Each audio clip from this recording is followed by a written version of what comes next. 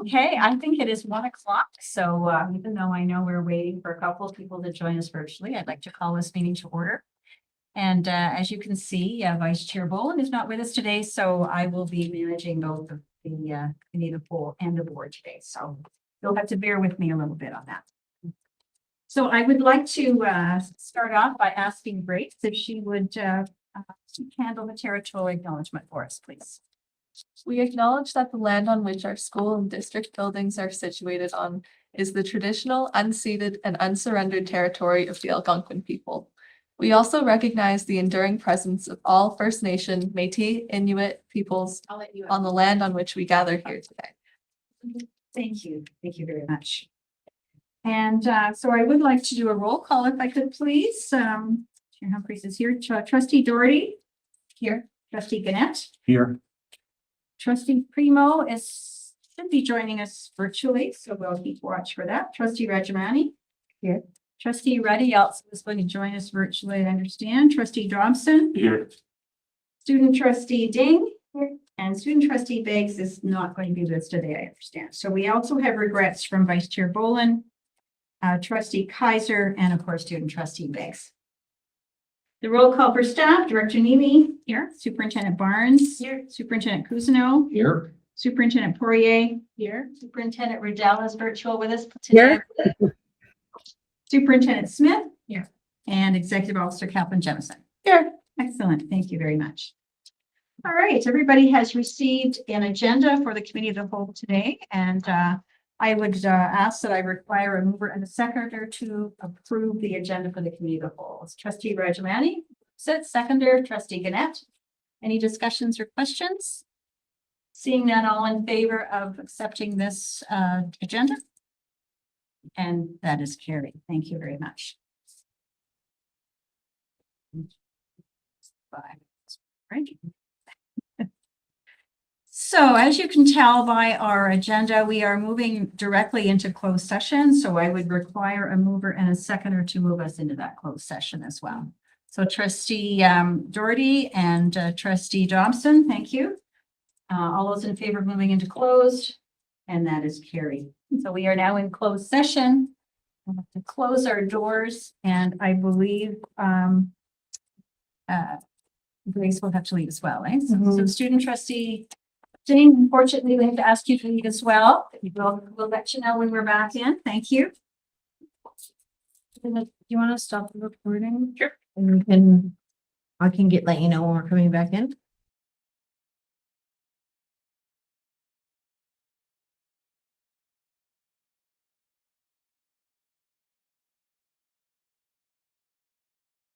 KPMG in the fall last year to undertake a review of our programmings offered under the adult and continuing education umbrella. It was deemed important that we received a neutral and objective perspective from a third party, and that is the reason why we undertook this review. Along the way, we have provided a verbal update to trustees in mid-February, followed by a written version of an update in late February.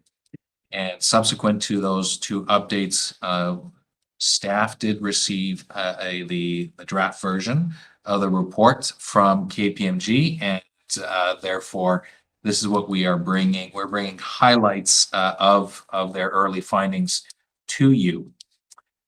So they have looked at all three components of our operations. So literacy basic skills, commonly referred to as LBS, our credit program, as well as our English as a second language programs, adult ESL.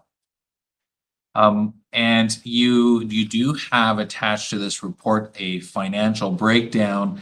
I think what's important to understand is under the credit program, we see a 2-year average, a baseline average deficit of $221,000.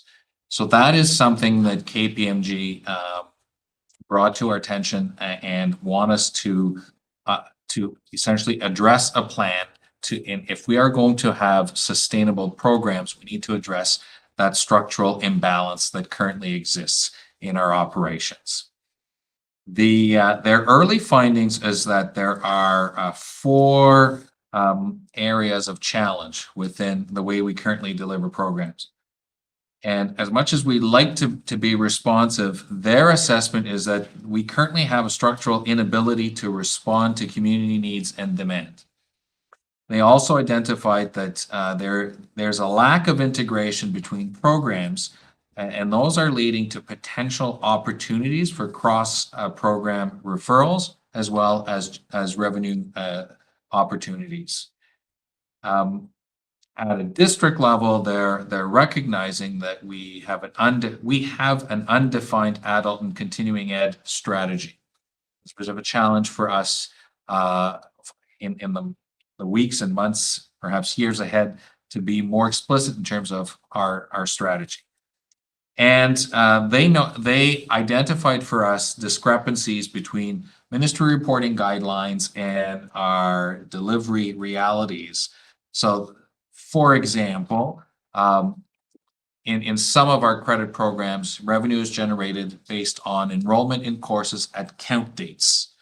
And if, because of the way it is structured, if a student enters the program after the count date, then they are not factored into the funding. So those are structural issues that they've identified for us. And from those key areas of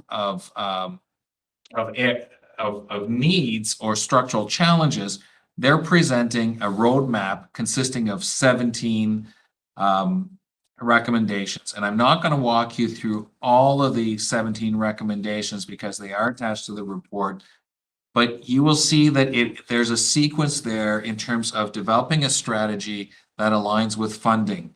And if you look under the first pillar of that attachment, the recommended roadmap, you will see that they want us to rethink the delivery program. But number 5, they are recommending the implementation of a revenue matching cost operating structure. In essence, make sure that when you're delivering program, the revenues and the costs will align. And they follow through with other recommendations in terms of how we structure the supervision of the program, how we support from a non-instructional, and all the way to opportunities to re-envision how we deliver program, who we partner with potentially, but all with an eye to achieve sustainability. I think it's important as well to note that throughout their review, KPMG did report back to us that our staff are passionate about what they do and they are committed to the work they perform day in, day out. I think we have an opportunity moving forward, working with the recommendations, working with our staff to re-envision how we want to deliver this program in a way that will be sustainable across the entire district. So I'm open to questions if there are any at this point in time. Okay, thanks for that good overview. Appreciate that. So can I just clarify? So staff will have received the report or will receive the report for the next couple of days? Is that the? So at this time, staff have received the public report. We will set up we have set up a follow-up meeting with KPMG with our staff so they can share, again, directly from KPMG, they can share their findings, their analysis with our staff. And then the work will begin for us in terms of receiving the recommendations and working with our staff to re-envision the work ahead. Great. Thanks for clarifying that. Any questions or comments for Renaud? Thank you. No, that's great. Appreciate that update. Okay, thank you. So we'll go on to our next agenda item, which I believe is feedback regarding Bill 98 regulatory changes. And I guess Meredith, are you going to take the start on that? And then I'll pick it up from there. Okay. So, in the report, there were 3 links in the attachment. The first is the ministry letter that just, is an overview of everything. But if we go into the background on the trustee code of conduct and integrity, we'll see that there are 3 topics that the ministry is asking for feedback in their changes. Topic 1 was the minimum qualification. This is about an integrity commissioner and introducing an integrity commissioner into the process of complaints against trustees, whether each other or. So the integrity commissioner, the topic 1 was the minimum qualifications for the integrity commissioners to be appointed by school boards to investigate trustee code of conduct complaints. And so if you'll see under consultation topic 1, there is a number of 6 points where it outlines it, and then they're asking for feedback. Topic number 2 is requirement for an integrity commissioner investigation to determine trustee code of conduct complaints, including the process and procedures, powers of the integrity commissioner to impose sanctions where a breach has been deemed to occur, and a process to appeal such determination. So they lay out those steps, and they're asking again for feedback before this becomes legislative. And then consultation topic number 3 in this area is maximum amount by which a trustee's honoraria may be reduced as a sanction for breach of the code of conduct. And again, that information was included in the lower part. So that is that's sort of the overview of that conversation. I understand, Chair Humphreys, that you'll lead that conversation about trustees' feedback, and I'll take notes on that and see if, and then I'll just quickly open up the electronic meetings and meeting attendance. And again, there was a proposal that you all had the opportunity to read about trustees and electronic meetings. And they are adding 4 criteria by which trustees can attend. And that's saying as of 2026, that those are the only 4 criteria that trustees would attend online. Also, we call it virtually. And so those rationale would be 125 kilometers or more away. I will just note that we did a look at that, and that means Whitney, I think, within our district. Otherwise, everybody would be generally within 125 kilometers. Weather conditions and would be another reason a trustee cannot be present physically due to health-related issue, and trustees had a disability that made it making the meeting in person more challenging, may participate electronically. Otherwise, the goal, as they state, is to have trustees participating in person. So now is an opportunity for all of you to have a conversation on these. Right. So the bottom line is this is all part and parcel of Bill 98, which was put into effect last year, but there were certain pieces of the regulations that were not completed. So now they are now coming out with different bits and bobs of it for input. So they're consulting with you, we're consulting with the public, and then going to make the changes potentially on the regulations. So this is a public consultation. So we have a choice. We can either, as a board, propose our comments back to the ministry. You can also do the same as an individual. And because it's public, I mean, anybody can make comments on this. It's not just trustees or school board staff, or I mean, anybody can make a comment on these. But these that we thought were particularly of interest to us, and we thought it would be wise to at least bring it forward. OPSPA obviously is recommending that we bring it back to boards for your thoughts, input. If you're not concerned about something, you don't have to make a comment on it. I guess that's the other thing. So I just thought we'd kind of take a quick run through each one of those, recognizing that our time might be a little bit limited today, but particularly on the first part around integrity commissioner process. So basically the ministry is recommending certain criteria to hire an integrity commissioner. There are 6 items there. I guess I'll start by saying, does anybody have any comments or questions? We'll start with that one on the minimum qualifications for an integrity commissioner to be hired by a board.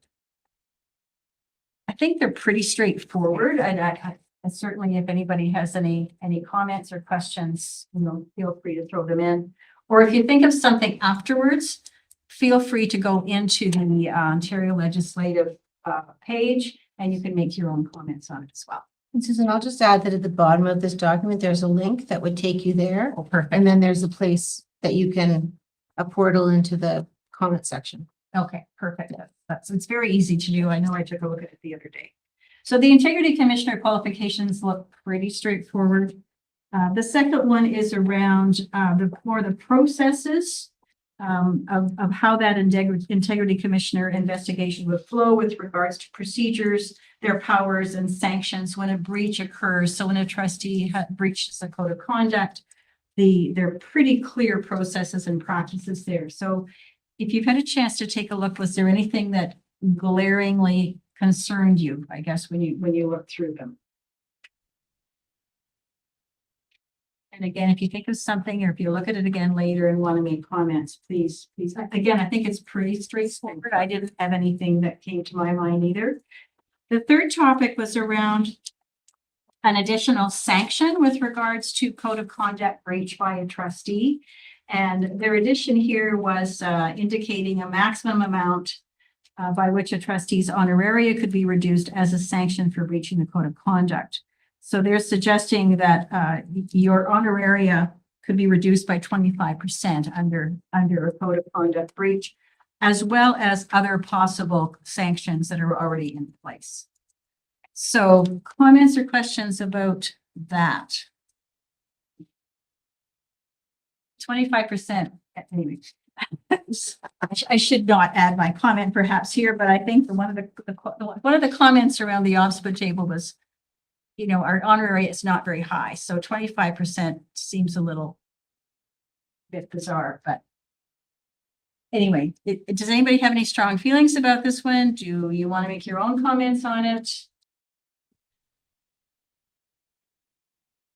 Hearing nothing? Okay, I'll be adding my comments personally on that one. And then the other one around electronic meetings and meeting attendance. And this one, we do have a policies that we've taken right from the current policy in our own set of policies.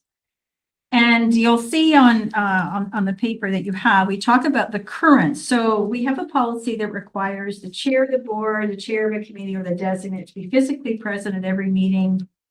So that's fine. But the chair or the designate may participate electronically under the 3 conditions. The distance is over 200, the weather conditions don't allow, and they can't be physically present. So those items currently only refer to the chair of the board or chair of the committees or a designate. They don't refer to every trustee. There is a note, though, in here as well, a trustee who is not a chair or a designate must be physically present for at least 3 regular meetings of the board in each year, with limited exceptions. A failure to meet this requirement results in the trustee's seat becoming vacant. So that's currently in legislation. So that is one piece that as a trustee, you need to be aware of. However, the ministry is proposing further items around that. So that they are suggesting that these 4 exceptions would refer to every trustee, not just to the board chair or the committee chair. So those regulations, or those exceptions rather, one would be as Meredith mentioned, 125 kilometers. So if you reside more than 125 from the board office, you can attend virtually, where the conditions, which we all know do come into play sometimes. If you can't be physically present because, you've had surgery or whatever it might be, that's certainly fine. And then the other is a disability. So that's the additional one. So if we have a trustee with a disability, they can still be a trustee, and they can come in virtually. There is a note here that the primary residence must be within the area of the jurisdiction of the board. And that is a new piece as well, because I think there have been situations when that has not been the case. So somebody was elected perhaps within the board, but then moved. And so that does impact this now. So, so those proposed changes. So because it would now impact all trustees, and those are the only 4 exceptions, the ministry is basically stating that trustees should be physically present for all regular meetings unless one of those exceptions is in place. And this would begin as of November 2026, which is at the next election. So I don't know if you have any comments or questions about that. I know there was a fair bit of discussion at the OPSPA table around this one as well. Any comments or concerns or anything you want us to put forward as a board or as an individual? Trustee Prevost. Thank you. Have they explained why it is that virtual attendance isn't acceptable? For myself, I find I'm much more able to attend more of the meetings because I'm not spending as much time in my car, and I'm able to go and do things that I'm required to do, like pick up my daughter, particularly with our times. And so where virtual attendance would allow us to attend more of the meetings, and particularly this year, there have been quite a bit with the hiring of the new director. Is there a reason why virtual attendance isn't acceptable?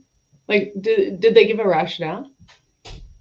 Not that I've seen, Jody. I have not seen a rationale, and I think that would be a good question to put forward in your comment of all legislation, or the regulation rather. Yeah, yes, please. Through you.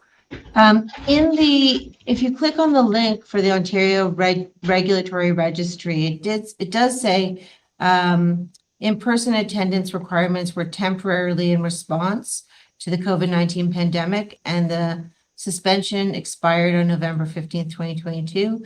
Proposed amendments are intended to address the impact of physical attendance requirements on geographically large northern and rural boards. The proposed amendments also reinforce the importance of public access to board and committee meetings, with trustees attending in person to promote and enhance accountability, transparency, and public confidence in the education system.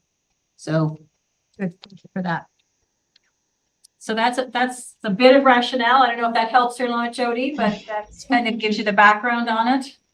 Sure, it helps understand what their rationale is. I think they're wrong, but I'll put those in my comments. I think that like transparency and loyalty and I forget accessibility is all. I think myself being in my town with the people who voted for me and who can ask me questions is important, and I think everyone has access to virtual meetings. But I recognize I'm not. I'm maybe not saying this to people who disagree, but I think it's kind of silly. Yeah. No, good points. Any other comments or questions, Mike? Just more of a comment. I mean, it's logical to not have it until the next election. I understand. I totally agree with that. But also it may get some people to rethink whether they're going to run again, or in the next election even run if they can't make regular meetings. So that being said, it's really, really key, depending on what stage particularly you're at in your life, what your obligations are. So I do understand, in a perfect world, it would be nice if every meeting we were all here, but things happen. So, but I'm pleased to see that it's logical that they not have it till the next round.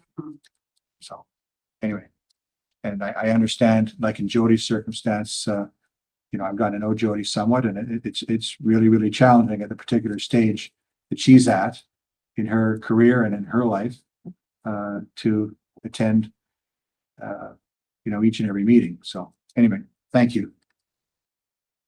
No, good comments, good questions. So what's your preference here? Would you like us to do something on behalf of the board with regards to more questions around this and more concerns? Do you want to do your own? Because you may have some very specific things for Jody, for example. I know you might have some very specific comments you want to make as well. Even one of the other comments I'd heard around the OSPA table was around even, for example, I know sometimes we do feel a bit Toronto centric, but for example, sometimes the traffic is so bad in Toronto that it can take you 2 hours to get to a meeting. So, weighing that off against being virtual, it doesn't fit this criteria, but it's another question to be thinking about as well. So I think there are lots of possible comments that could be coming back on this one. Yeah. I'll just draw your attention that the comments are due April 2nd. Right. So if you would like to put in your personal comments, then that's the deadline to do it by. I know that Dave Kaiser is not here, but he may also add about being a caregiver, which has been an issue that he's experienced as well. Okay, so, Oh. yeah, go ahead, Jody. Sorry, I was just wondering what happens with our comments, like if we take the time to do detailed comments. Well, the ministry is asking for this as public consultation, so I would trust that somebody in the ministry is going to be reading all of these comments and taking them into consideration as they put forward these regulations. That's the intent. Okay. All right, thanks. Okay, so it sounds at this point as if we're kind of letting everybody do their own thing. Is that kind of the read around the table? If you have a comment to make, I know I'm going to be making comments probably on a couple of things.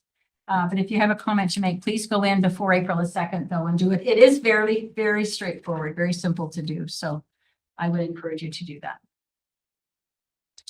Okay, any other comments or questions on that? If not, we'll leave that for now. And I think that brings us to the end of our committee of the whole. Could I have someone move that we adjourn the committee of the whole? Trustee Gannett and seconded by Trustee Rajamani, all in favor of adjournment. And that is carried. And we'll come back for 3:15 for our board meeting. How'll that be? Give you about a 10-minute break. Sure. Thanks very much.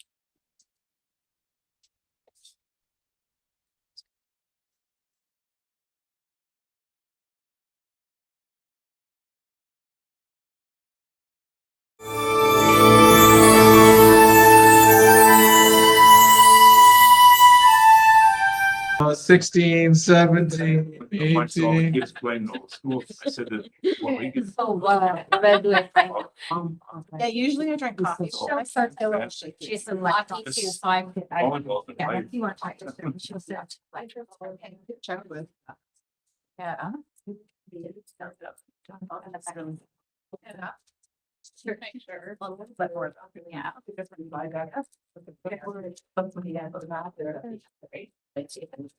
For now, Yes, here on, Charles said, we can just stand in the middle. Get up.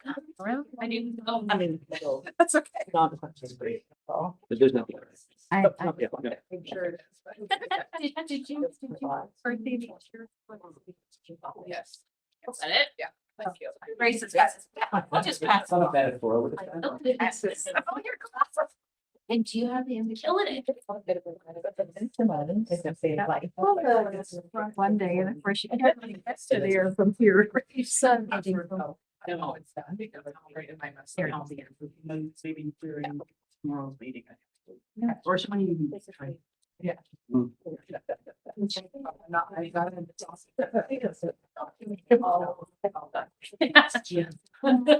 Oh, risk it. The cameras are there, so. Right, so just saying. Not like it makes you feel comfortable all of a sudden. I'm not sure I agree with the back of my head. No, she said just stuff, like, don't stand back at the board. Okay. Good afternoon, everyone. I think we will get underway. Thank you for your patience. I know we got started a little bit later than we would have liked to today, so we are getting underway with our board meeting, and I appreciate everybody being here.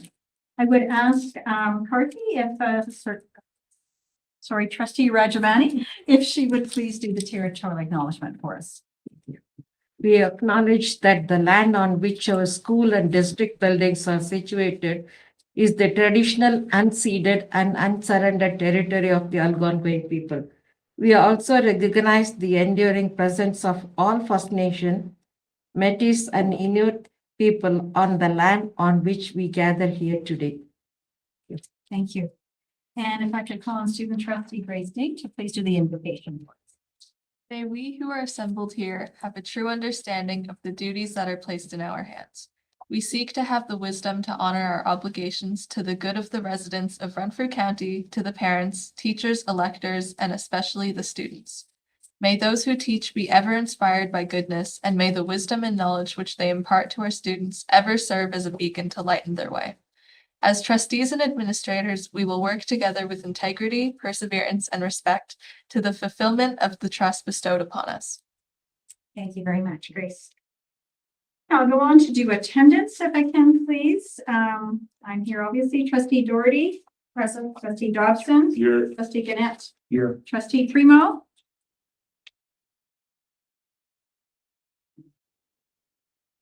She was here earlier. That's why we're looking at the screen.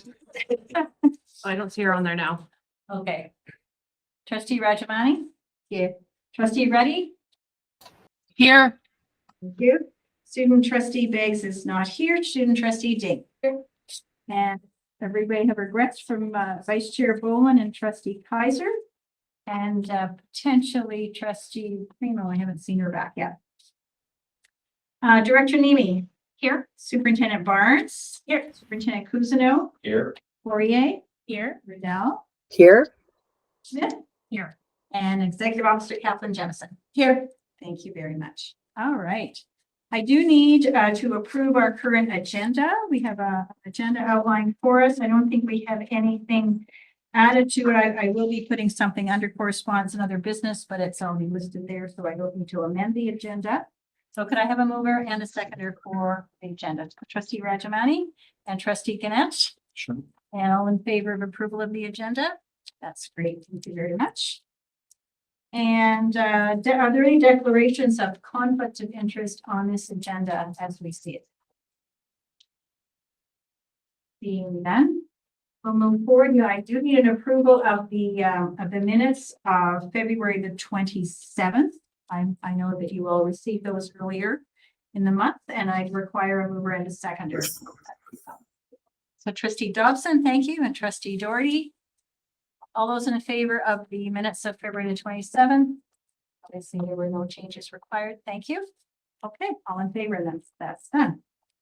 All right, very exciting. I think everybody really enjoyed when we looked at our agenda piece today and looked at all the package. I certainly was very impressed with what we saw. But I'm going to turn it over to Superintendent Riddell to introduce our next presentation. Sure. Good afternoon, everyone, and thank you, Trustee Humphreys. This is part 2 of the annual action plan for school effectiveness and student success.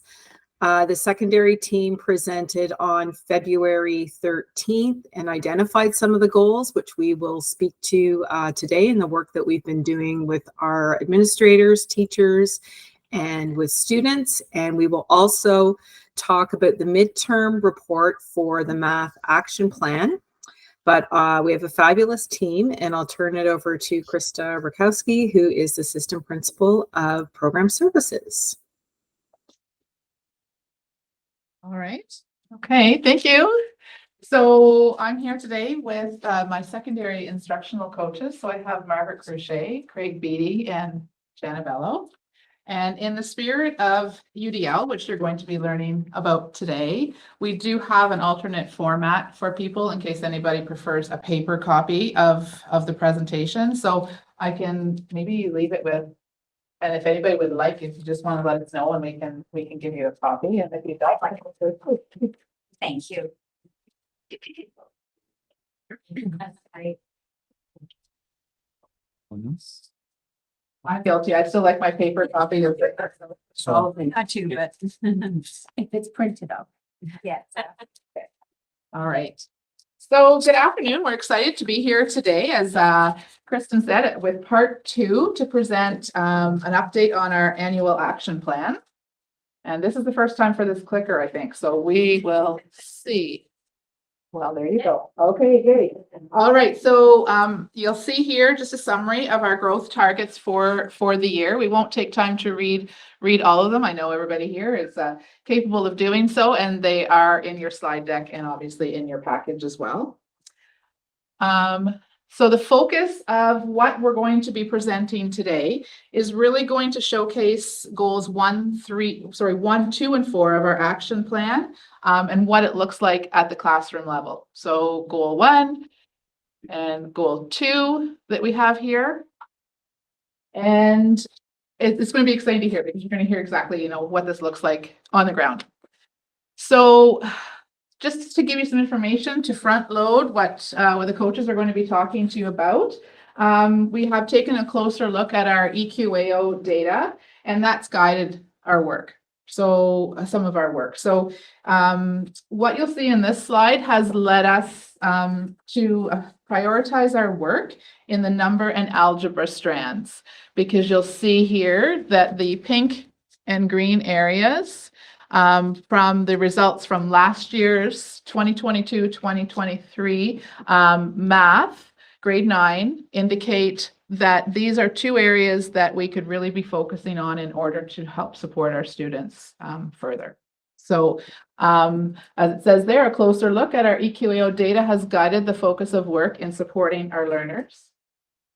And this is just another layer. So from the same year, grade 9 EQAO, you'll see that in the thinking area, that is another area that we've decided that is a good area to focus on based on our data from last year's EQAO.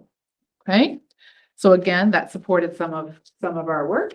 And this is how, when we were working on building thinking classrooms earlier in our last report, and we talked about that and how we continue to do that, that's one of the reasons why that's instrumental to our work in supporting our learners. Okay. Our next slide is just a quick summary. You may have seen this already. It's been in some of the other reports of our success rate since last year when D-Streamed fully came into play. So we have our 4 grade 9 D-Stream courses, first semester last year, second semester, and then of course just first semester for this year, because we're almost in the middle of our second semester for this year, and quite good success rates in achieving credits in our D-Stream courses for the past year and a half. So that's just a bit of information to give you as well. Okay, this goal here was talked about in depth in our last presentation. So you might remember Emily Clark was here, our grade 7-8 guidance teacher, talking about a lot of the work that we've been doing to support transitions. So we won't be really touching on that one today, but just so you know, that was mostly talked about last time.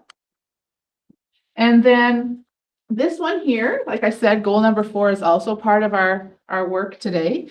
So we're really working towards ensuring these documents and our Reaching Every Learner framework is utilized to its full potential. So these were created at the end of last year, as you are probably aware, as a result of secondary rethink.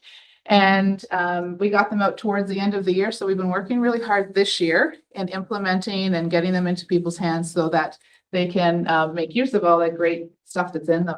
So we're meeting with student success teachers, guidance teachers, updating at CAS and ACES. And as you heard in our last presentation, the work of Emily and grade 7-8 guidance with the transition guide. And the secondary instructional coaches have also been instrumental in embedding the Reaching Every Learner framework in their work in schools and with educators. And I'm going to turn it over to them now to talk to you a bit more about those goals that we said we would focus on today. Thank you. Hi, good afternoon. I'm going to get you just to take a minute right now and just read the quote that you see in front of you. This is just to frame really what it is that we have used as the foundation for our work.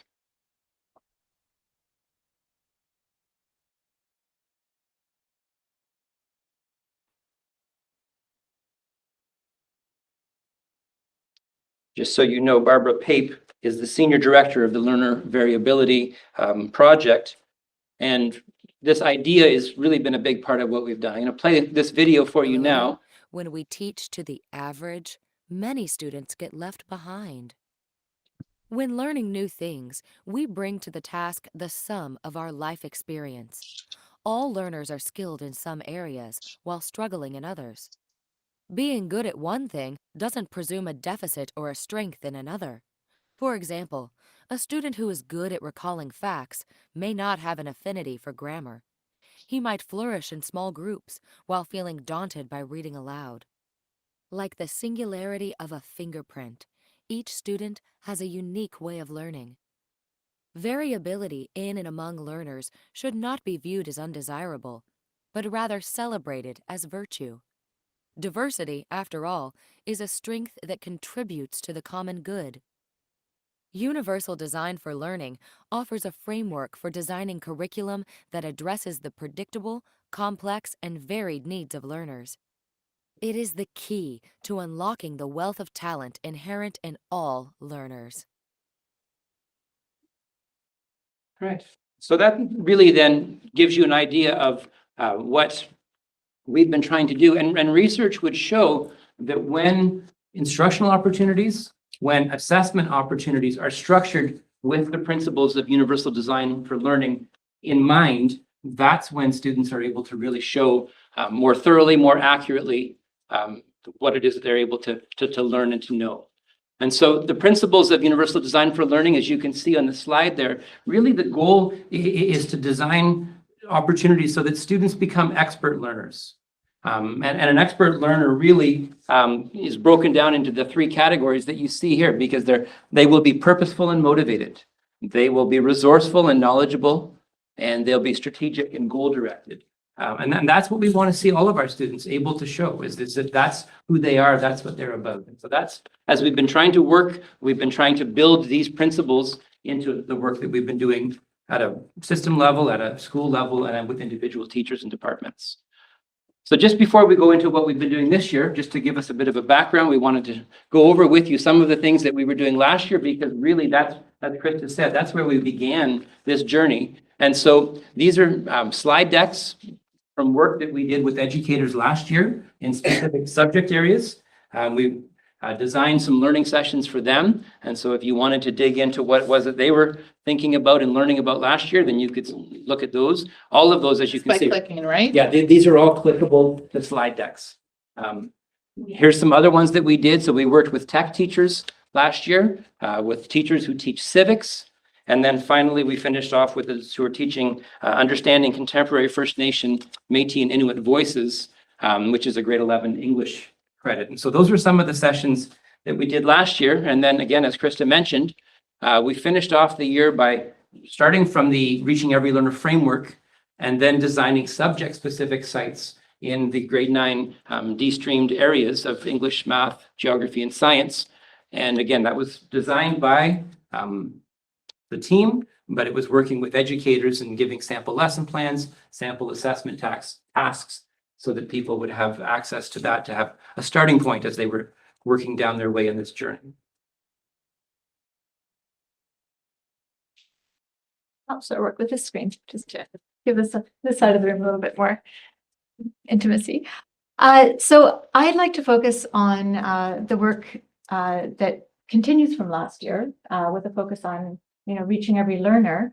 So this fall and winter, we worked with various sort of scales of administrators and educators.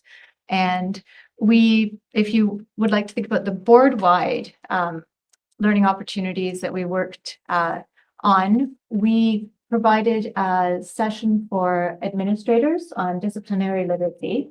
And it was with the goal that they would then provide that learning to their own staff teams on a PA day.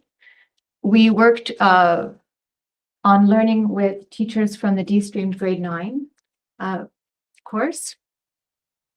We also had a learning session with our new teachers as part of their induction program, the NTIP program. And most recently, we focused on universal design for learning with both teachers and administrators from each school. And again, These are all clickable links to the resources and those sessions. But what I did want to kind of comment on is we did ask for feedback, and educators really are communicating with us that they are taking away learning and a confidence in applying universal design for learning in their classrooms. So going from the board level to more school-based levels, we've also been working with departments, and some of that work you're familiar with. So for example, our math departments at priority schools have been working with us on the Ministry Math Achievement Action Plan.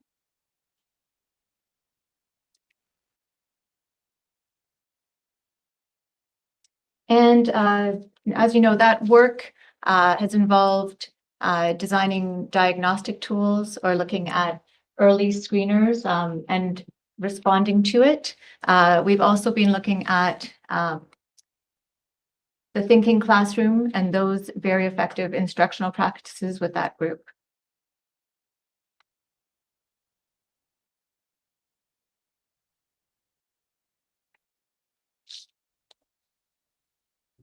Our board-wide learning and then department learning continues to sort of scaffold down, and we also have been working with other departments.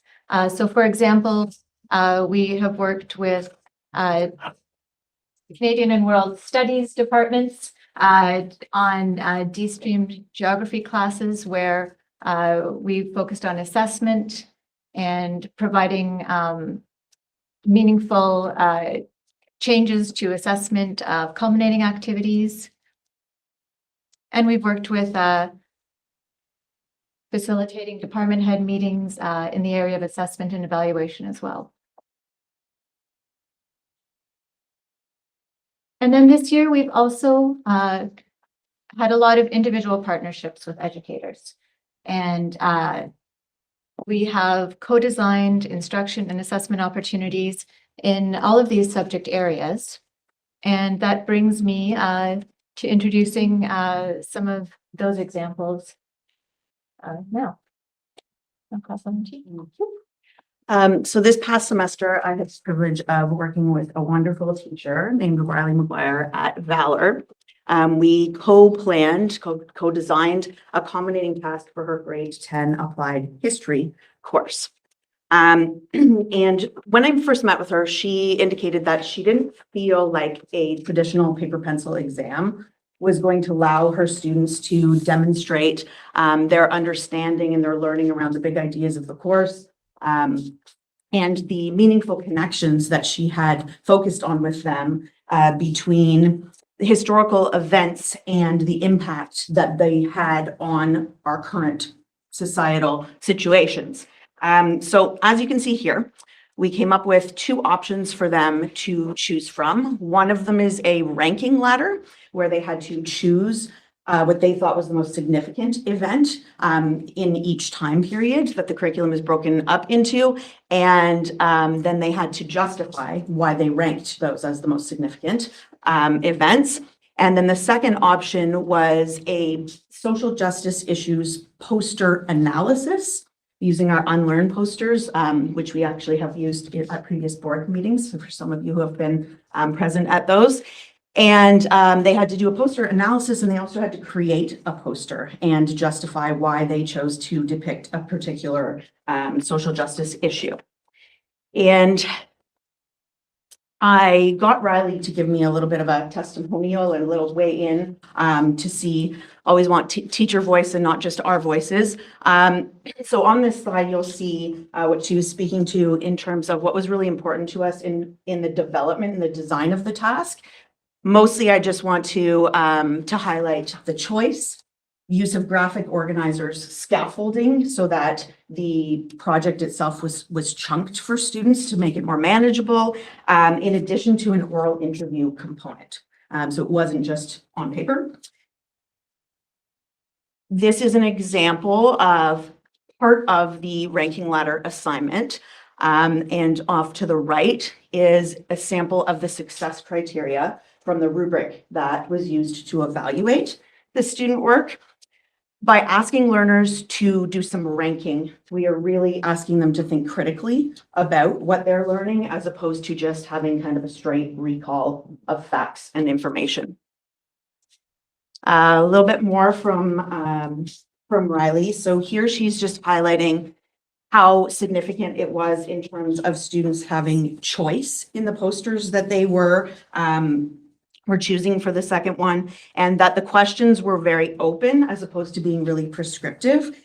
And we know that when we ask traditional exam type assessments, that we aren't really getting the full picture of what students know and what they can communicate to us, because we are creating a limited scope of what we're asking them to demonstrate. So this really allowed her to see the connections that students had made that maybe she wouldn't have put on a traditional exam.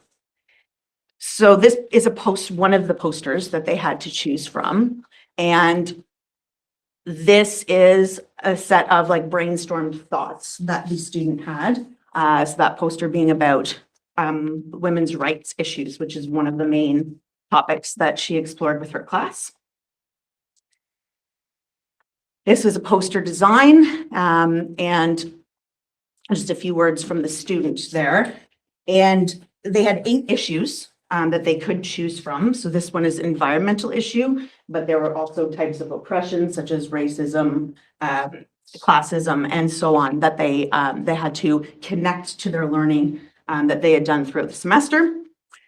Because we can Google facts and dates, we're really shifting in history to not make it just about recall. It's really about what are those meaningful connections that students can look back on historical events and say, what does this tell us about the world? What have we learned? And really get them to be more globally aware and to develop that citizenship aspect that we have as one of our 6 C's.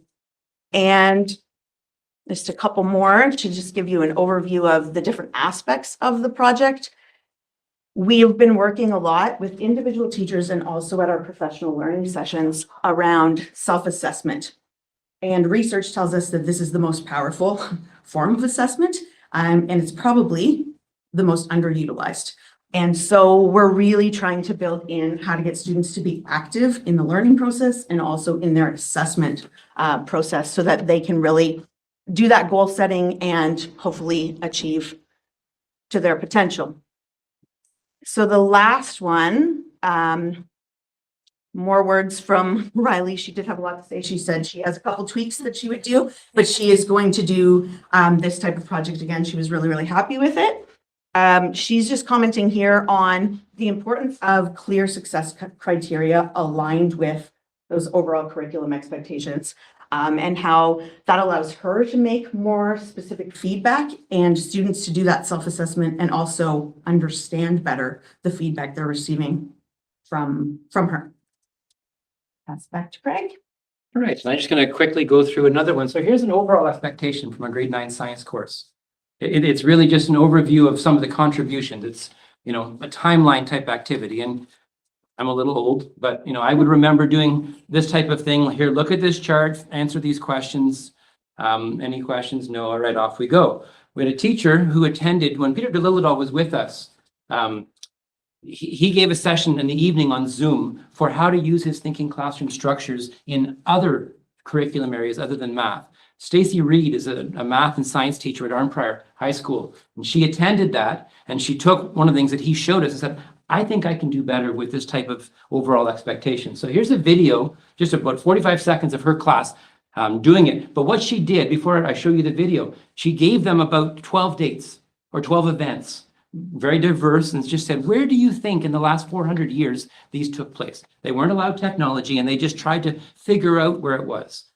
Then they got out their Chromebooks, got the answers. They had a lot of aha moments, and that was the launch then for a research project on one of them that related to them and that they felt would resonate with them. So I just want you to see the video of how they're engaged. This is a grade 9 class doing a history timeline.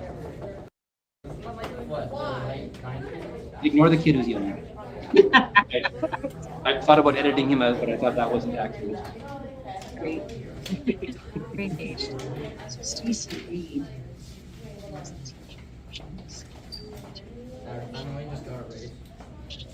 So one person was going back to get another one and figuring out where it would go.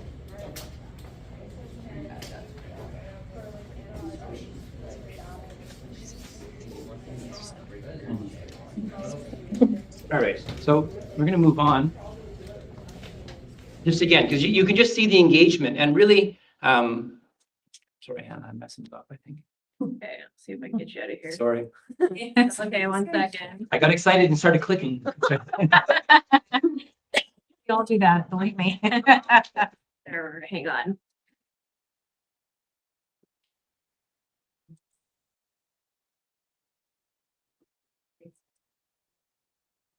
Sorry, folks. That's me. It was not you.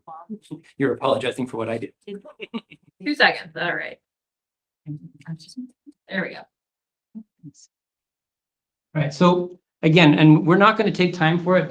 We weren't sure how much time we'd have. We don't have it for this morning, for this afternoon. But again, these were 3 that Stacy created just to give you a bit of a flavor for them.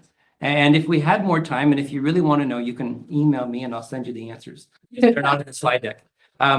Where those came in. And it was just so neat to see the kids' faces because they're like, oh, wow. But like history timeline doesn't generally evoke oh wows.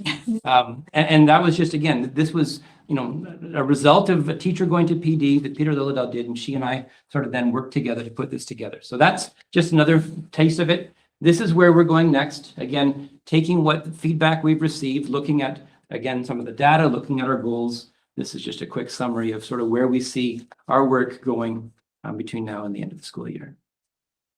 Thank you. You guys, I don't know how long that was, but I think you did it. Don't tell us.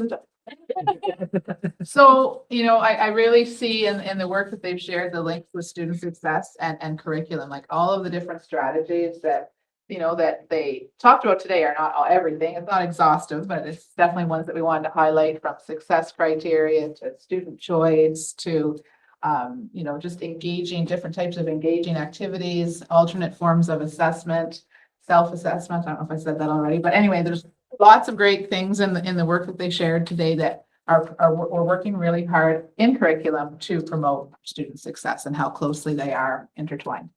So I appreciate that. They're going to hang around and help me fill in maybe some of the work for math, and then we'll give you a chance to ask some questions. Great. All right. So I'll try not to get too excited here. But yeah. Okay. So math. So we are actually, oh jeepers. I just touched something here. Sorry. I touched a different button though. So right now we're just in the process of completing our midterm report for the Math Achievement Action Plan. So it was really timely that we're here today to be able to talk to you about it, because we've been, putting that all together and gathering all of our data and seeing some really great things that are happening in the board. So very quickly, just a little summary of where we're at, and of course you can ask questions if I leave something out. You've seen this before. These are our priority schools. So it's just a little refresher, and these are the priority schools that have been chosen by the ministry. So when the coaches were talking about the 2 schools they're supporting at the secondary level, those are our 2 priority schools. This came from the slide deck that you would have seen back in November. It was just here so that you have it and so that you can refer to it and kind of, take a look at what it looks like now. So this is an updated summary of some of the key things that key events that we've taken part in since the beginning of the year, but mostly since November.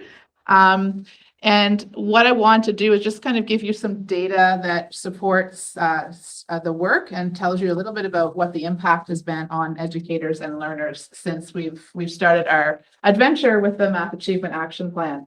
So this one here, ensuring fidelity of the curriculum.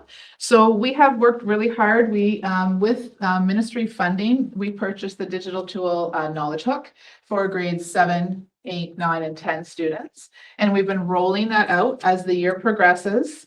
To date, we've had 28 grade 9 math classes use Knowledge Hook. And when we've asked teachers, 100% of the teachers that responded said that Knowledge Hook has really helped them identify and address gaps in student learning. And we're working more, we're digging in deeper. We've had Knowledge Hook come to us and present to us twice. Once to our instructional coaches, and we had a fabulous instructor. So we invited her to come back, and she was here a couple of weeks ago training one teacher from each school so they could go back and train other people in their school with Knowledge Hook. And then on April 4th, we have a priority schools meeting, and Knowledge Hook is going to come again to talk to administrators about how they can use the dashboard and work with teachers on improving, not improving, but addressing and helping to fill in some of the spots that need to be filled in. So provide supports as well as extensions for students who need extensions. So we've also extended the invitation to non-priority school admin as well. So some of them will also be joining us on April the 4th.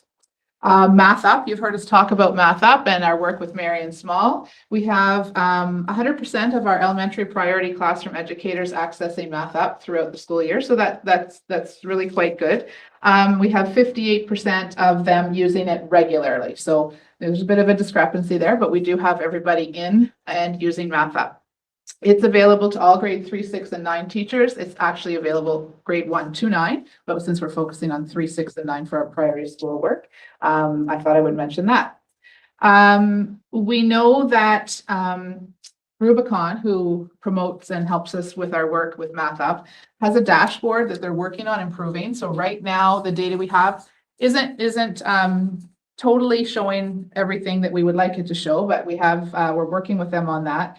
And we have 32% of our grade 3 and 6 teachers using Math Up EQAO type questions to help practice their thinking.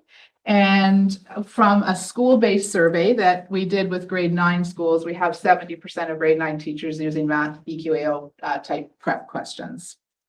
So, and in talking with Shelley Gagne, because we work very closely together because she has elementary curriculum, their goal this year, and it's pretty much achieved, they wanted to get into the grade 3 and 6 classrooms earlier in the school year to help train those teachers that are delivering the EQAO assessment, just so that they can have more time for practicing and making use of the platform ahead of time. So that has taken place. So a little bit more to the slide's a bit more full since the last time we presented, which is a good thing. And then when we go to priority action 2, and we've just color coded them the way the ministry has, so they have their blue column and they have their green column. And the green column is engaging in ongoing learning to strengthen mathematics content knowledge for teaching. So these are some of the things that we would have reported to you back on in November. And since November, our font is a little bit smaller and we have things a lot more in there, which is great. So some of the highlights of that then are that when we started off, we really didn't know, the Math Achievement Action Plan was new. We really dug into it. We've learned a lot since then. And we started meeting, bringing in the math administrators of math priority schools, because we really wanted to give them uninterrupted time to look at it, to see what is this all about and how can I support in my building. So we had a meeting at the end of January, and as you heard me talk about, we have another one in April. And along with the administrators, we had our coaches, instructional coaches there from elementary and secondary, so that we could take a deeper look at the Math Achievement Action Plan, look at student data, report cards, EQAO data. And it was great to have the coaches there because they could plan alongside the administrators for next steps within buildings. So we plan to do some more of that on April the 4th. To date, based on survey results and conversations, overall, we're finding our educators' comfort level with the high impact instructional practices that the ministry, has said should be a focus in our work has increased slightly. So we know that we need to continue to support with that. And at the elementary level, the instructional coaches are there's a ministry mathematics educator, this is a long one, ministry mathematics educator reflective planning tool. And it helps them do their goal setting, identifying the high impact instructional practices that they want to focus on as next steps. So that's really being worked on a lot at the elementary level. Knowledge Hook, again, comes into play here. We talk about we have 84% of student survey respondents that have indicated that Knowledge Hook has helped further develop their math conceptual knowledge. And there's pieces within that the coaches can probably mention that helps teachers understand, first of all, where their students are at. And if a student is struggling with a concept, there's ways that they're given to help that student move forward. So there's practical strategies in there for the teacher to learn more about. Does that make sense? Okay, all right. We have 45% of our grade 3, 6, and 9 educators requesting to work with our math facilitators at secondary and elementary. And that is either to support their own learning or to help within the class and co-teach and co-plan. Something really neat that came out of kind of accidentally through our work this year was a partnership or membership with the Ontario Math Coordinators Association. And the discussions with other boards have been really invaluable because they are doing some really neat things. We're doing some really neat things, and we get to share that. In fact, just very recent update is that the elementary numeracy coaches are going to be working with Marion Small and the Ottawa Catholic District School Board to do some curriculum mapping along with connections to the diagnostics that we have and Math Up. So that's a really neat opportunity that's coming up that we will be learning more about. The ministry also gave funding for professional development in mathematics. And of course, that's tied very closely to this priority action. And we've almost spent all of that money. We have 36 teachers at elementary and secondary level who've taken or are going to be taking a math course before the end of the summer. So that's good too. And our last one, I think I said 5 minutes and I'm probably at that. This is where we were at in November. And this is where we're at now. And I think the biggest, they're all big here. What we really at the secondary level is because we were introducing Knowledge Hook. And when we originally developed our Check Your Understanding tool with Marion Small, the one that we gave to grade 9 students to kind of determine where they were at the beginning of the semester so that we could provide supports and know what our direction was going forward. And we wanted also to kind of more mesh with what a digital platform looked like because EQAO is done digitally now, all online. So the coaches worked with the teachers and transferred that paper pencil task into Knowledge Hook, as well as there's a paper component of it as well. So that was a big change, and it allowed us to get the data a lot more quickly because it was, a lot of the questions that were multiple choice, you knew what the answer was right away. And then we looked at the paper and pencil piece separately. So that was progress since the last time. So it allowed the students also to make their thinking visible through that paper and pencil task. So it wasn't just all online. We had that as well. And it allowed them to plan next steps in a more timely manner. And then just because I know we're running out of time, the one piece that the ministry is asking us to collect data on, when students complete EQAO, they answer the question, I am good at math, but we're actually looking at that multiple times throughout the school year. So for secondary, we're looking at it at the beginning of the semester, the end of the semester, twice a year because we have 2 semesters. And in most of our priority schools for grade 3, 6, and 9, we have seen an increase in student confidence in math and in the response to I am good at math between October and February. So that's also a good sign. And I think that's probably, let's see. Yes, that's probably it. Like I said, there's lots of great things going on, and I'm sure I've filled your heads with enough for now. So if anybody has any questions about either the first part of the presentation that the coaches spoke more about or our math work, we can happily answer. Questions around the table? I'll go first. Just a brief one. Absolutely. I just like the comment, you just had the slide up, tiered interventions, gap closing activities. I just know that, as a young person, I would sometimes catch on a week after I wrote the test. So I think those days are fewer now. I just like that's being done for people who typically struggle in math. I think that's one of the reasons why they're probably feeling more confident. It's that one group that they can do it. Sometimes it just takes a little longer or they have those aha moments. So I appreciate that being put in. Thank you. lots of work. Very impressive. Certainly been busy since the last time we saw you. There's no question about that. I guess for me, I'm just trying to think, I mean, you put so much energy into it this year. So kind of what's next? Like what's going to happen next year or the year after? Like kind of where are we going to continue to go with this? And I know a lot of it's to do with funding and all that kind of stuff, but we'll ignore that part. But I'm just thinking, you know, kind of where's the next step on these things? I think, well, I'll speak in you guys too, because you're in like doing the work. You know, building capacity, continue to build capacity with those high impact instructional practices, with the building thinking classrooms, with proving tools, which we can also call manipulatives, right? And having kids have that conceptual understanding. This is a big one that we're working on. In fact, Jen is working with the school this week yet. With her priority school on conceptual understanding and ensuring students have that before they're moving on to the more complicated, so that, you know, next year when they say, oh, I was never taught this, that's not necessarily the case. It's just maybe they don't remember, right? That trick or that thing that got them through the first time. So that's something really looking forward to, and I get excited about this, and I don't think one exists, but in terms of mapping out conceptual understanding. So looking at the big ideas in grade 9 for a starter, and looking at what conceptual understanding, like what are some of the manipulatives, proving tools that we can be using to help students understand that big idea in math. So that's one of the ideas for next step, which will take some time because, you know, it's something that we would need to build. But I know we have a great team.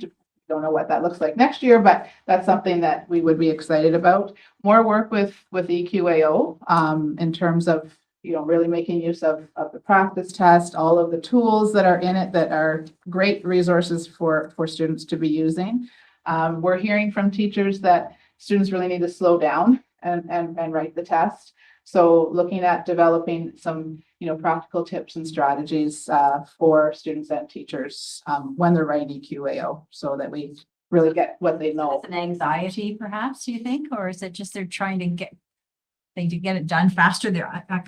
It's interesting that's something between the EQAO test. And I think it's challenging because the test itself is all multiple choice and you're clicking. And what we've been moving everybody towards is it's important for students to be able to show their thinking and demonstrate and so we're working really hard with teachers to kind of say, even though the test in that moment is just clicking, that's unfortunately all they're looking at in the end, we can teach kids to do their thinking on a whiteboard or on a piece of paper and use manipulatives while they're writing the digital assessment. So that doesn't need to just be that I'm only clicking, like the thinking is still important and embedding that all the way along, but it is a bit of a contrast, a stark contrast in terms of like we are valuing and looking really at student thinking, but then what's done on this digital assessment at the end is just choice, just multiple choice. So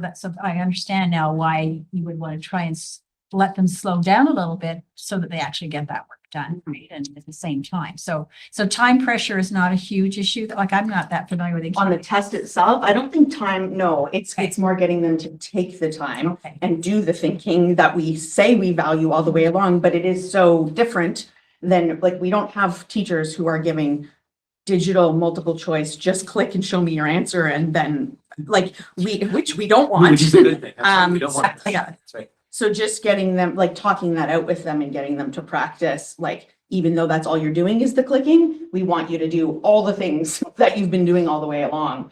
It's just different in how you do your final answer. Right.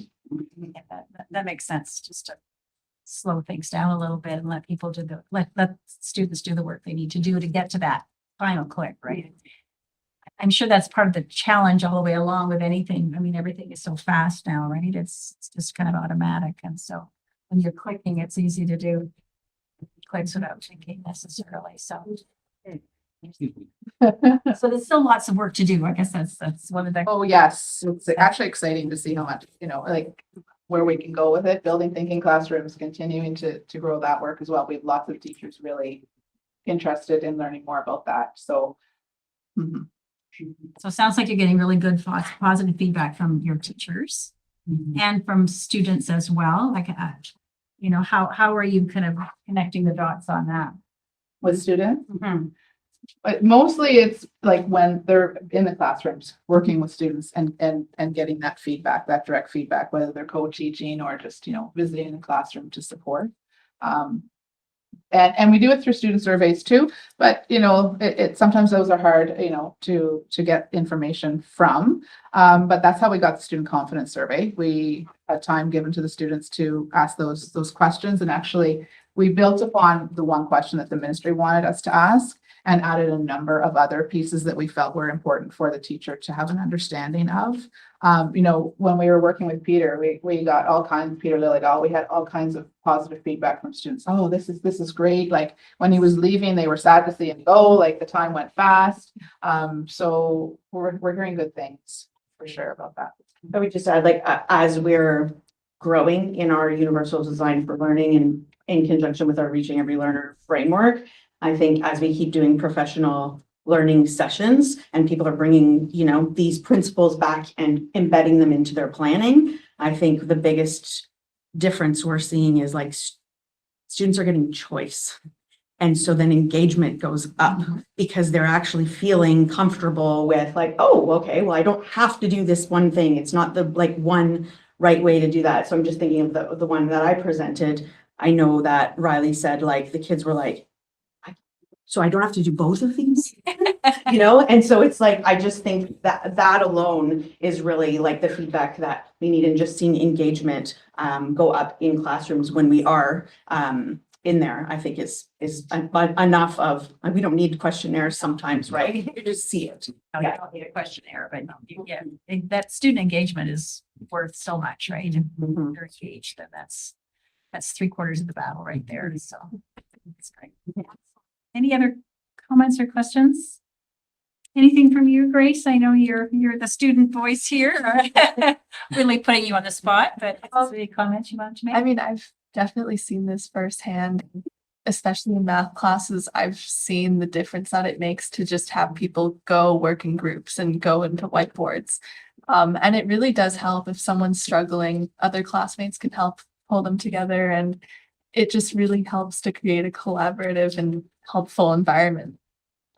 Yeah, thank you. Perfect. That's what we need to hear. So that's right. Anyway, thank you so much for your presentation. Your presentation was amazing. All the clickable things. I did click on quite a few, but a few now I'm going to click on because I didn't know they were clickable. So And when you click on those, you're gonna find other things in there that also. So just make sure you block out enough time. yeah, well, it's a good rabbit hole. So I think we'll be okay there. So anyway, thank you so much for all you do, for bringing the presentation today. It's wonderful. I have thank you. Thank you. Thank you. Thank you so much. That's good. That's good. Usually I have my right hand man walking this baby. Oh, sorry, that's okay. Oh, my God, Jan. Yes, thank you. And Craig, I forgot you. It's easy, right? Anyway, thank you so much for all you do. Those are great. Exciting work. Kids, and it is wonderful. Good job. Thank you very much.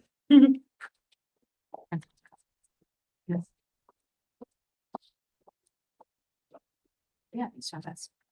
Oh, I might even go back to math school. More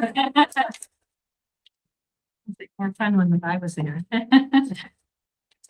Okay, thank you, Kristen, for bringing that forward, and it was it's just great to hear the update from what they're doing and the excitement that they're bringing forward for sure. So committee reports to the board, I believe, is next on our agenda. And I have a Finance and Resources Committee meeting open session report. And because Vice Chair Boland is not here, I will bring that report forward on his behalf. I believe that's where I'm at. The Finance and Resources Committee met on Tuesday, March the 5th to discuss the following items: community use of schools and long-term enrollment report. And there were no recommendations made. The long-term enrollment report is always an excellent report to get every year, just to get a sense of what the potential is for down the road. And we really appreciate the work that goes into that, that's for sure. So I will need, I move the receipt of this report. Do I have a seconder to receive the report? Trustee Gannett, thank you very much. Any questions or comments on the report? All in favor of receiving this report? And that's carried. Thank you very much. Program and Student Achievement Committee meeting open session report of March the 5th. Trustee Gannett, please. Thank you, Chair Humphreys. Yes, Kristen Rydell put together the report on the annual action plan for school effectiveness and student success. And just a couple of things jumped out at me just to highlight some of the highlights, I might say. And basically, the purpose was to present the Board of Trustees with an overview of the annual action plan for school effectiveness and student success for 23-24 school year. And in this particular report, we just heard one that they focused in on more secondary, but this one focused in on more elementary. A couple of things jumped out at me in this report, and just nice that it dovetails in to support the ministry goals for student success and achievement in these student courses, which are fairly new to us. So the emphasis is also to help with the de-streaming. Just one last paragraph I just want to read here. One of the most important factors to support success for students in the area of transitioning. The province's student success initiatives identified student transitions as an important factor leading to success towards graduation. Positive student transitions contribute to improved well-being, which is one of our target areas, which is essential for achievement. It just goes on to state things like that. So it was a very well thought out report. We just listened to more of the secondary today, and I thank Kristen and her team for presenting this. And there was no recommendation. So again, I move that the board receive this report. Good, thank you very much. So we have a motion to receive the Program and Student Achievement Committee report. Do I have a seconder? What sounds like Trustee Rajamani is seconding it. Any other questions or comments for Trustee Gannett? And all in favor of receiving this report? And that is carried. Thank you very much. The Equity and Inclusion Committee meeting open session report of March the 5th. The Trustee Kaiser is not here with us today, but I've asked Trustee Doherty if she would bring that report forward on his behalf. Okay. The Equity and Inclusion Committee met on Tuesday, March 5th, 2024 to discuss the following item. Summary of Black History Month, and no recommendations were made. So I move that we adopt this report. Okay, you move the receipt of this report. There we go. One or the other, right? Yes, Not a question. yes. So Trustee Doherty moved the receipt of this report, and Trustee Rajamani is seconding that receipt. All those in favor of receiving this report, and that is carried. Thank you very much, Kim. Appreciate that. Committee of the Whole open and closed session reports of earlier today. And again, because Trustee Boland is not here, I will attempt to bring those reports forward on his behalf. The Committee of the Whole of the Renfrew County District School Board met on March the 26th, 2024, and discussed the following items in closed session. Let me just compare what I've got here. Closed session. Finance and Resources Committee meeting closed session report of March the 5th, and also the RCDSB Adult and Continuing Education Cyclical Review Report. There was no recommendations coming forward at this point, and I move that the board adopts this report. So do I have a motion, or do I have a seconder for adopting this report? Trustee Gannett, thank you. All those in favor of adopting this report? And that is carried. And the Committee of the Whole open session report met again on March the 26th and discussed the following items. The RCDSB Adult and Continuing Education Cyclical Review Report, as well as the Ministry of Education's request for feedback on Bill 98 regulatory changes. There were no recommendations coming forward, so I move that the board receives this report. Do I have a seconder? Trustee Dropson, thank you very much.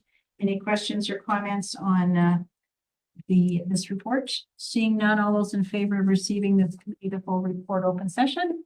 And that's carried. Thank you very much. Special Education Advisory Committee meeting open session report of March 20th. Trustee Gannett. Yes, I'll be brief. There was a presentation that came to the SEAC committee on that day, and the presentation was given by Sarah Ward. And Sarah's title is a Transition Support Facilitator. And by that, I mean connecting our students in transitions to work, connecting our students in transitions to co-op. Some of these special needs students do need a little bit more attention. And I would say that Sarah is very good at doing her job in the sense that she's good at making networking, sort of making handoffs. And she also gave us a really, really good video of a typical student that has gone through some of the things that she's been doing. I believe it was a boy in Aaron prior. And he spoke very, very well. And he stressed the value of it. And you could really see Sarah's passionate experiences that she's developing, because this is a grant, I believe, that we applied for and got. I don't know, maybe Jenny knows how much longer it's in. Just for this year. Just for this year. We are, I guess I'd like to say, cautiously optimistic that now that she's built this foundational work, that maybe we can apply again and get it again. I do know that yourself and Angela will probably be working on that. So, but basically, transitioning students from high school into the world of work is part of her job, and also just networking with teachers within the high schools. So some of those students do need a leg up. And I had the pleasure of working with Sarah many years ago. She's excellent and very compassionate for what she does. So that being said, the committee made no recommendations, and I move that the board receive this report. Thank you. So we have need a seconder for receiving this report. Trustee Regimani. Any questions or comments on this report? And all those in favor of receiving the SEAC report? And that's carried. Thank you very much. Just an OPSPA update. Trustee Doherty, I don't know if you wanted to make a comment about anything. I know you had sent out minutes. The only thing I wanted to highlight was the Labor Relations and Human Resource Symposium on April 25th and 26th at the Sheridan. I believe registration is still open for that. So if anyone's interested in attending that. Okay, I've got a couple of things I'll just add in as well. I just wanted to remind everybody about the regional meeting on April the 6th in Kingston. This is a regional meeting where all trustees and student trustees are welcome to attend. And any staff who want to come on a Saturday are welcome to attend a regional meeting. We are meeting at the Kingston Secondary School, which is a brand new school in Kingston. And we're going to have some good discussions, I think, around some sharing amongst boards about what's happening. But we also have Warden Ebo is also going to come and talk a bit about municipalities and how municipalities work with school boards in many different ways. So that should be interesting. He's the chair of the Eastern Ontario Wardens Caucus, so it made sense we have to be involved in that. Then OPSPA, of course, has some discussion groups that they're going to host in the afternoon. So it should be a good afternoon. So it's Saturday, April the 6th. Yeah. And you might not have gotten the information on it. I'll make sure that you do. A couple of other things. We do have a policy development working group in OPSPA, which you're probably aware of, and they're actually currently collecting and reviewing board self-assessment policies for discussion on May the 31st. So this is something that I know our board is looking at reviewing our policy around that. So we may want to wait and see the outcome from that. There are a couple of other dates coming up. There are policy resolutions that any board across the province can put in to OPSPA. They have to be in by April the 11th. There are a variety of awards that are available through OPSPA too to highlight trustees and students and teachers. Those are due April the 5th. They're all on the front page of their website if you want to look at those. The Canadian School Board Association is having a meeting their annual meeting along with the Ontario Public School Board Association and the National Trustee Gathering on Indigenous Education on July 3rd to the 5th. So everybody is welcome to attend that as well. And that's going to be in Toronto as well. And there is going to be a new scholarship too that you just might be tuned into. We don't have the details on it yet, but AMO has agreed to provide a Healthy Democracy Student Leadership Scholarship. There'll be one in each region across the province annually. The scholarship amount is $1,000. So it's similar to one that was in place the last number of years that another organization had provided. So they're just putting together the criteria for that. So AMO has pledged the $50,000 over 10 years. So that's really great news for students in our area. So the process and criteria just being finalized. So we'll make sure to get those out. Once we get those, we'll be circulating them to Kristen so that you can circulate it to your administration. And then, yeah, I think that's probably it. They're just finalizing the code of conduct revisions. That's just sort of more internal as well. So lots of things are going on there, but hopefully some of you will be able to attend the regional meeting. I know it's a little bit of a drive to Kingston, but it's a lovely drive. Okay, no questions or comments on OPSPO work? Okay. So updates, we'll look to Director Mimi. Thank you, Chair. Start off. Right.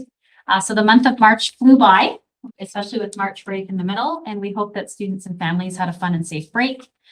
We're proud that our CDSB sponsored a number of free scoots across the county and providing families with an opportunity to spend time together and engage in physical activity together.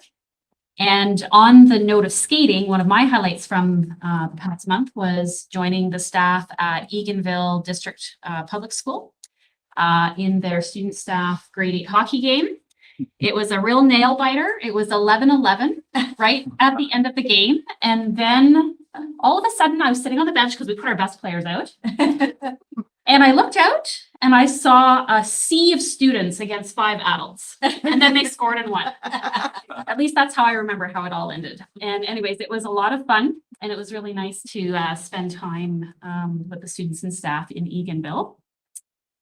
At the February Committee of the Whole meeting, it was shared that we are expanding early French immersion. We're very proud of that at 2 of our schools, Highview Public School and Mackenzie Community School. And so since the last meeting, we have had FSL, French as a Second Language, family information nights in both schools to inform families of this opportunity and to answer their questions.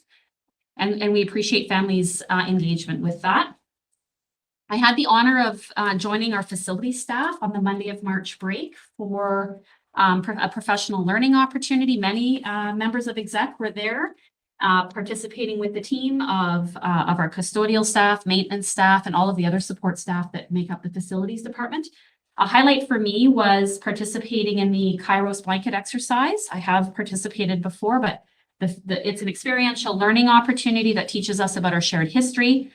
Huge thank you to the facilitators from the Algonquins of Pikwakanagan First Nation and our Indigenous education team for facilitating that learning for us. Many people provided me with a lot of positive feedback, and so that was a highlight. Last week, Executive Council, secondary school administrators, and guidance counselors met and worked collaboratively on timetabling for the 2024-2025 school year with the goal, well, one of the reasons is that we are very spread out geographically and our schools are relatively small. And so we need to maximize the use of every single section that we are funded for by the ministry. And so we all worked together in one room collectively and came up with a variety of different ways to provide as many options as possible for students, for all the different pathways. And so, for example, some schools are going to be twinned so that they can continue to offer the senior level university courses, the ones that have very low numbers.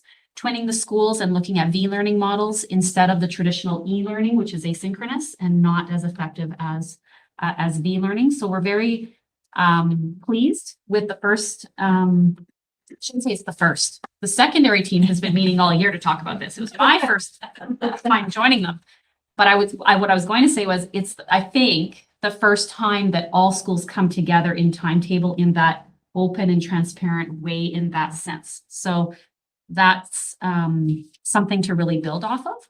And then we're doing something similar next week with our elementary folks, because we mentioned on February 27th that we're going to a 50-50 model for extended French and French immersion across our CDSB. And by virtue of doing that, now we can learn together about strategies to help blend our students from the English program that has core French and the extended or French immersion, so that we are essentially de-streaming grade 1 to 8 by virtue of doing that.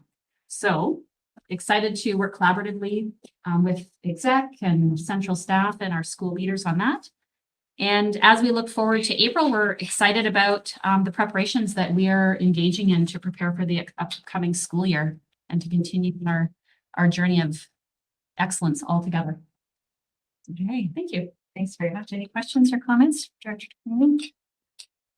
Hard to believe that April you're looking for next year, but I know it's true. Next year, okay.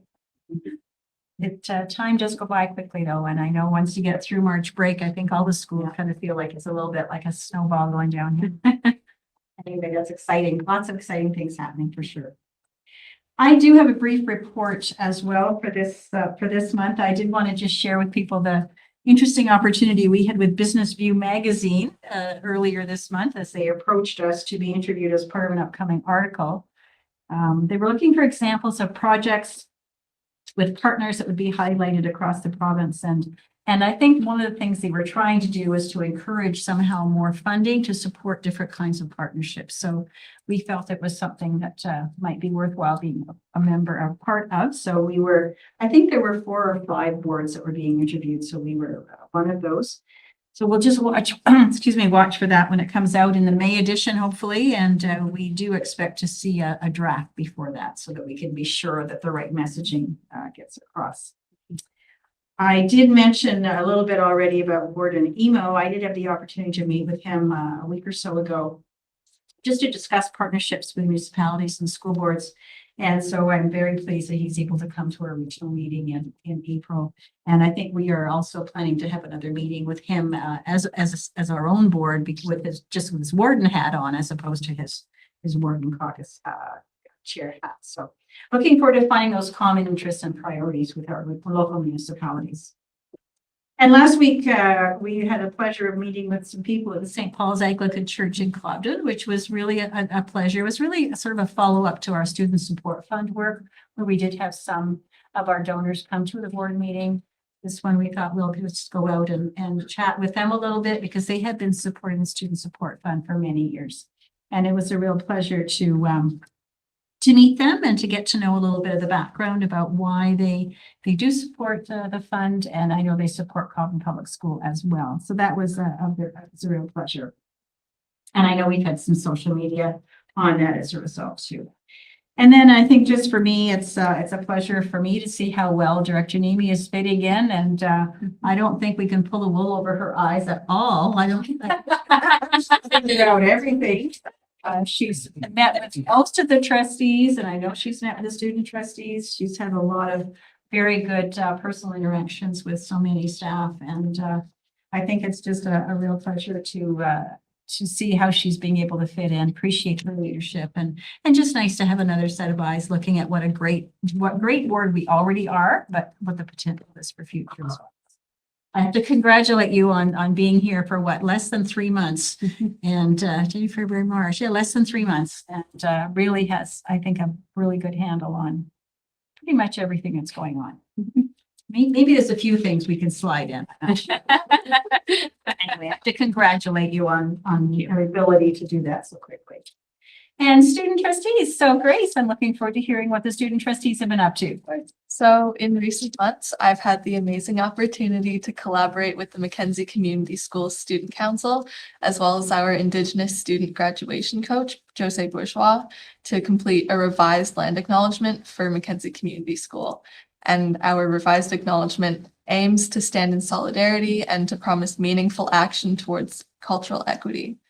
We plan to integrate our new land acknowledgement over the next month.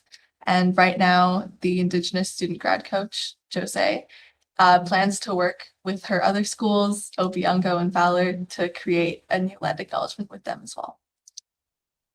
Over at Asta Eco, Ava and I have been hard at work in our respective roles, her as the Equity, Diversity and Inclusion Chair, and me as the Public Eastern Regional Representative.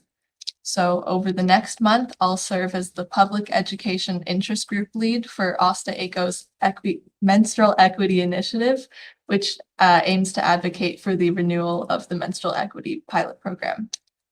And for that project, over the next month, I'll aid in the collection and the analysis of data collected by student senator surveys from across the region or across the province and provide insight on coming publications. Excellent. So you've got lots on your plate too. Excellent. Thank you so much for that. And that follows in very nicely to a piece of correspondence that we did get in response to the letter we had sent to the ministry about the menstrual equity need to continue that program. So it has come in, and I thought I would just quickly read it to you. I received this earlier this week, actually. It says, thank you for your letter highlighting the need for free menstrual hygiene products in schools. I appreciate the opportunity to respond on behalf of the Ministry of Education. I am pleased to know that the government's actions to improve access to menstrual products were well received by the students at the Renfrew County District School Board. Menstrual equity is an important issue. The ministry is committed to ensuring that every student has access to the resources they need to succeed in school. We continue to foster safe, inclusive, and equitable environments that support the well-being of students. The Menstrual Equity Initiative was prompted at the request and advocacy of the Toronto Youth Cabinet, student trustees, and more than half of Ontario's school boards, seeking the Government of Ontario's support to address the issue of period poverty. The third year of the Menstrual Equity Initiative is underway, and further information regarding the continued support of this initiative will be communicated once available. I thank you for taking the time to write and give continued support of the Menstrual Equity Initiative for students in Ontario. Sincerely, Patrick Byam, Director, Safe and Healthy Schools Branch, Ministry of Education. So at least they responded. They're hearing the message. I'm sure the work that Asta Eco will continue to work on that will be very productive. So glad to at least be able to share that with you today as well. And then finally, under other business, I just wanted to remind people, or just remind all of us, that we do, because we had a trustee vacancy and we have a new trustee around the table, we were looking at perhaps adjusting our committee work a little bit to provide Trustee Regimani an opportunity to participate in a couple of committees. And so just to kind of remind everybody how this works, each November we do ask the trustees to provide their input to the chair about what committees they might like to be on. And then, you know, the chair and the vice chair and past chair try to kind of look at those and see how it will work and what makes sense, and try to serve those interests as best we can. So there were two committees, particularly for Trustee Regimani's consideration: the Audit Committee and the CEAC Committee. The Audit Committee, Trustee Gannett kindly stepped up to sit on, but he would prefer not to be. And on the CEAC Committee, Trustee Primo did step up and said she would be happy to fill in the meantime. So after discussion with both of them and with Trustee Regimani, we've suggested that that Carthy do sit on, excuse me, on those two committees. So if that's agreeable to everyone, I am going to put a motion forward, because we do a motion to accept all the committee appointments in November. So the motion would be that the Renfrew County District School Board Board of Trustees amend the trustee committee assignments to add Trustee Regimani to the Audit Committee, replacing Trustee Gannett, and to the Special Education Advisory Committee, replacing Trustee Primo. So do I have a seconder for that motion? Trustee Dobson, thank you very much.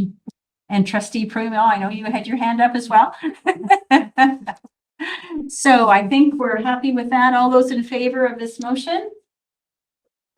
And that is carried. So thank you very much. So congratulations on your new appointments to two new committees, and we'll make sure you have the dates for the upcoming meetings on that as well.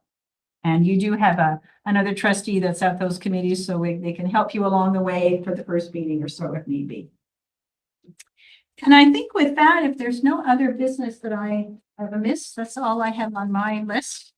I'm looking for a motion to adjourn. Trustee Rajamani. All those in favor of adjournment? And the meeting is adjourned. Thank you very much, everyone. And we'll see you in a couple of weeks. Have a wonderful long weekend coming up. Hope Easter Bunny finds you. Note that trustee Primo joined the meeting. Yes. All right, I'm gonna go check out your spaghetti. Thank you so much, everybody. One's for everything. Jody, for stepping in. See that.